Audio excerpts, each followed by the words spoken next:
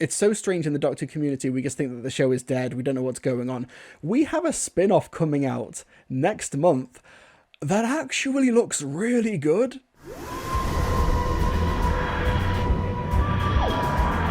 Broadcast dates revealed for The War Between the Land and Sea. I was not expecting to get this information this early. I thought we might get it on Doctor Who Day. Maybe we'll get a brand new trailer or something on Doctor Who Day.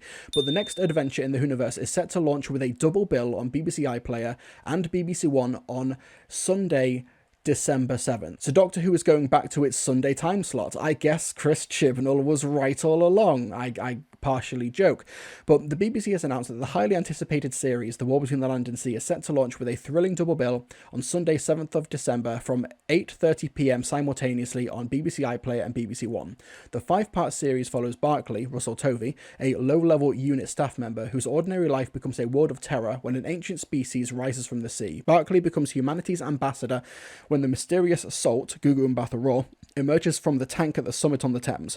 Unit, led by Kate Lethbridge-Stewart, Gemma Redgrave, fights for control as humanity faces destruction. What this press statement doesn't say, but we know it has since been confirmed, is that this is a 5-episode series.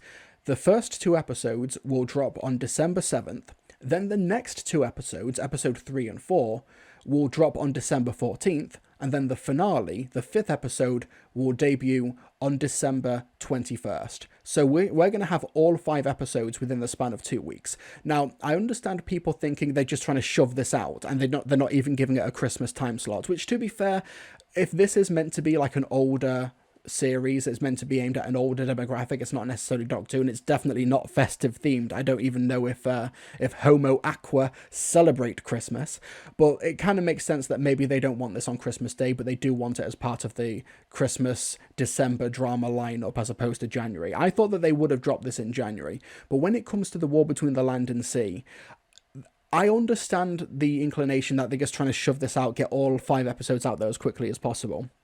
However, if you do look at BBC iPlayer and BARB viewing figures data, it could actually be quite a smart move, because binge viewing and box sets, that is something that has become so increasingly normalised over the past 10 years. I remember when Peter Kay's Car Share would drop 1 episode on a weekend, and then all of the episodes would become immediately available, like as soon as the first episode drops for you to watch in the iPlayer, and people just flocked to the iPlayer to watch the full thing. It's how Luther was able to do so well a couple of years ago when it had that 3-episode series where it was around New Year's Day, and they had all of the episodes within a couple of days of each other, and tens of millions of people watched it on the iPlayer because they could binge it and box set it.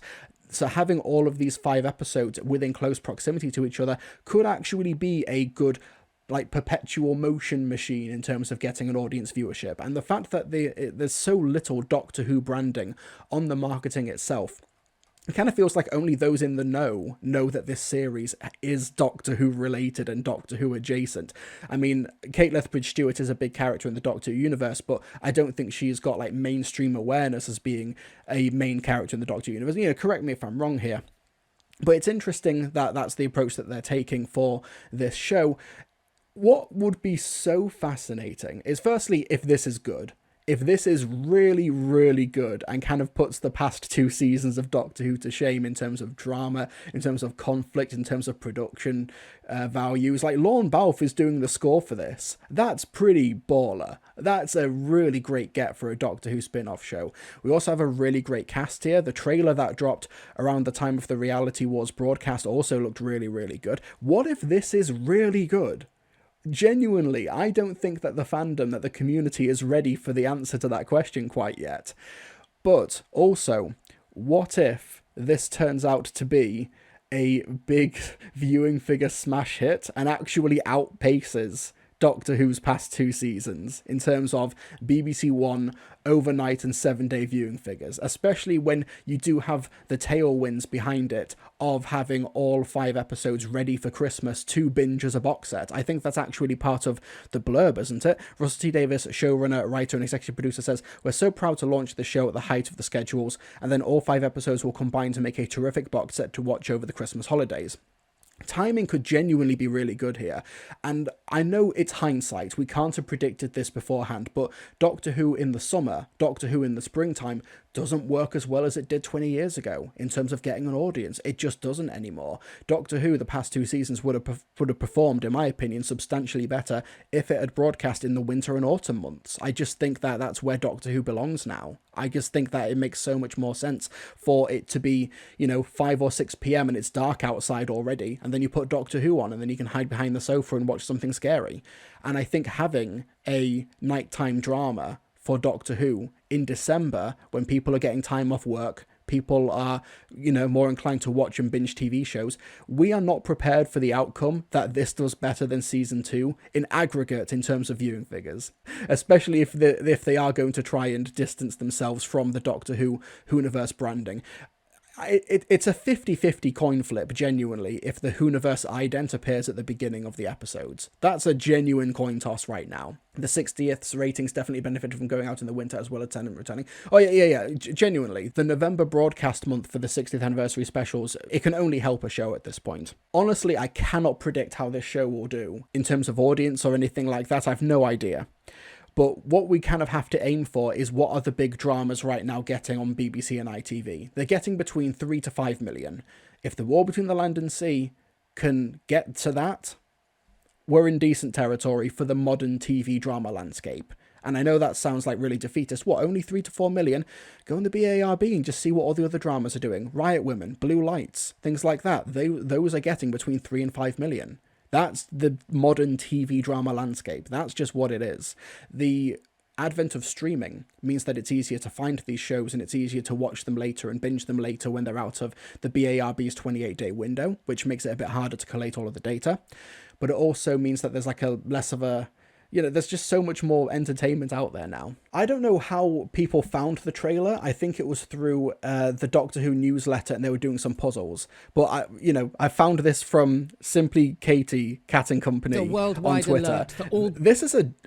Who's seen this? This is a genuinely good trailer that is found on social media. This is a worldwide alert for all branches and divisions of the Unified Intelligence Task Force. Today is a turning point in history. All across the planet, Aquakind have revealed themselves, and our world has changed forever. The public will be scared.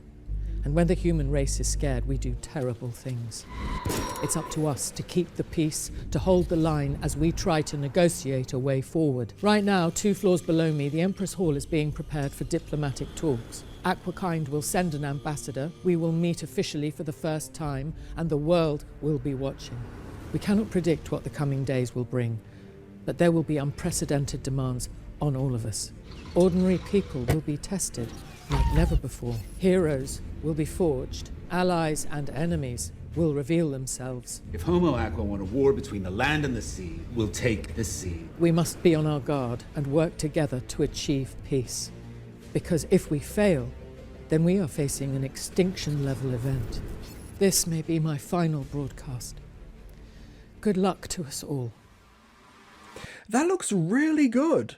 That does look really good. The trailer that was cut for the reality war also looked really good. Like, we are not ready if this becomes a massive Class-style quality hit. Like, you think I'm kidding? Class was great. He did say the thing. He did say the war between the land and the sea. Yeah, it's that.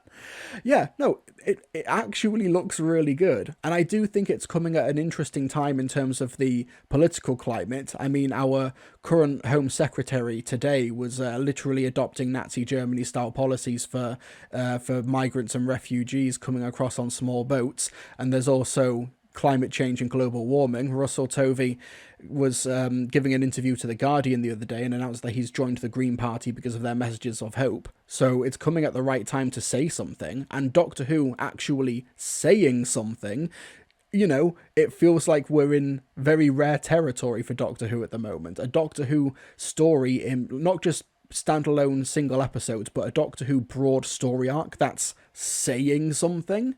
We need to take these when we can get them, folks. These moments don't come around very often in the 2020s. It's a slightly more adult drama, maybe in the vein of a Torchwood-style audience.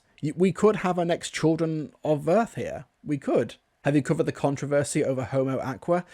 Not... Is there much to say? Russell T. Davis says it's racist to say Sea Devil. In the context of the show, he says the sea-dwelling race prefer to be called Homo Aqua and don't call them monsters. Arguably, it's we humans who are the villains of the piece. It's just like Frankenstein.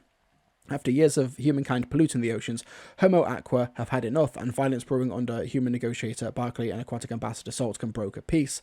I think every writer in the world is thinking, how do you write about the climate crisis? We're already in a climate war, this just dramatizes it. I kind of feel like maybe this single line might have been blown out of proportion from the rest of the whole interview, but it is still a case of, maybe there's a better way to go about this. Like Homo Aqua isn't even the correct term for fish people. It's not even correct in its own context. Like, Homo reptilia kind of makes sense, but Homo Aqua does not make any sort of sense. I understand that Sea Devil is a name given to the creatures in the Sea Devil story by a frightened sailor who survived one of the encounters with them. And also in the legend of the Sea Devils, the Doctor says Sea Devils, and then the Sea Devil responds with a land parasite. But, I think it is a silly thing to say. Like, you can just say the Sea Devils aren't their name. Like, they don't want to be called that, rather than say it's racist to say sea. It just feels like they're trying to court culture war controversy, when honestly the fact that they're still going with this approach, even though it hasn't worked for this era of Doctor Who, is just really frustrating to see. But anyway, speaking of Sea Devils, we do have a announcement that the Sea Devils classic story from Doctor Who, the Jon Pertwee era, is getting a re-edited version that's going to be broadcasting on BBC4 prior to the broadcast of The War Between the Land and Sea on BBC One. You can see a 90-minute version of the Sea Devils on BBC4 broadcasting at 7 PM on BBC4, and then once that's finished, you tune right over to BBC One to watch The War Between the Land and Sea, which I actually think is a really good idea. The Sea Devils is a good story. Like most six-parters, it is a bit long, but maybe a 90-minute version would be fine. What's strange, though, is that this is a re-edit from Benjamin Cook, who did the re-edits of the Daleks, who did the re-edits of the War Games, which your mileage will obviously vary. I don't understand why they've had to do a brand new re-edit for this, when there is already a 90-minute re-edit of the Sea Devils that you can watch on the Season 9 collection box set, which was overseen by the story's original creatives and endorsed and approved by them. So I don't understand why you've had to do another re-edit. However, they kind of buried the lead here. We have updated sound design by Mark Ayres, and an enhanced score featured in The War Between the Land and Sea, created by the legendary Lorne Balfe, which has been woven together with Malcolm Clarke's groundbreaking 1972 music. Lorne Balfe has done a score for a re-edit of the Sea Devils. That is insane to me that they managed to get him on board for that. For this niche BBC4 90-minute re-edit. This is absolutely bonkers to me. I don't get why or how they've done it, but I'm not going to complain. Lorne Balfe's a great composer. He's a great get for The War Between the Land and the Sea. So the fact that he's also contributed to this Sea Devils re-edit, hell yeah, great. Will it be on the iPlayer after? I'm sure it will. This re-edit will probably also be on the War Between the Land and Sea box set and steelbook. I'm pretty sure it will be. Who's Lorne Balfe? Their name sounds familiar. One second. You'll definitely know their work. Wallace and Gromit, Bad Boys, Mission Impossible, Gran Turismo, Dungeons and Dragons, Black Adam, Top Gun Maverick, Ambulance, Black Widow, Bad Boys for Life, Mission Impossible Fallout, Pacific Rim Uprising, The Florida Project, the Lego Batman movie, 13 Hours, Terminator Genesis. I will say Lorne Balfe's rearrangement of the original Terminator theme in Terminator Genesis is probably the best version of the Terminator theme. Like, Terminator Genesis is by orders of magnitude my least favourite Terminator film, but his version of the main Terminator theme is for my money the best and definitive version. Penguins of Madagascar, The Sweeney, Megamind, etc., etc. He has a very long and storied history behind him, which is why he's such a great get for the Whoniverse, and we're lucky to have him. Holy shit, how did they get him? I don't know. What is the secret sauce for The War Between the Land and Sea that got them such a great cast, that got them for the production values other than Disney money? We could have a sleeper hit here. I promise this isn't cope. I promise this isn't cope. This could be a genuine sleeper hit. He did Megamind 2. He co-composed it with Hans Zimmer. He worked with Hans Zimmer for that. And obviously this Sea Devils re-edit is pissing off the right people as well, so this is just all positive stuff. Philip Morris, another Benjamin Cook edit, no doubt after the disastrous edit of the Daleks and War Games. Russell T Davies, Cabal, have no shame. New Who, a burnt-out wreck. Let's DEI the classic ones. Let's DEI the classic ones. Yes, because diversity, equity, and inclusion equals a reduced runtime for the Sea Devils. At what point do we just stop being polite and start being honest? This is just mental illness. Like, we need to start acknowledging this for what it is. This is just someone who is just, like, and we know for Philip Morris in particular, we know what his, like, Joker moment was. It was Jodie Whittaker being cast as the Doctor. This guy is, like, something fundamentally broke in his brain when it was announced that a woman would be playing the Doctor, and he has not been the same since. No matter what happens, you're going to be pissing off these people. So yeah, tell a story with something to say. Tell a story about climate change and, you know, literalizing the climate warfare, and having something to say about maybe about small boat crossings or bodies turning up on the coast or something. Do it. It's what I want from Doctor Who. Stories with things to say. Genuinely. And I feel like we've only had that a couple of times in the past few years. Still waiting on a new streaming announcement. No, they have to wait until the broadcast of the Christmas special now before they can announce that.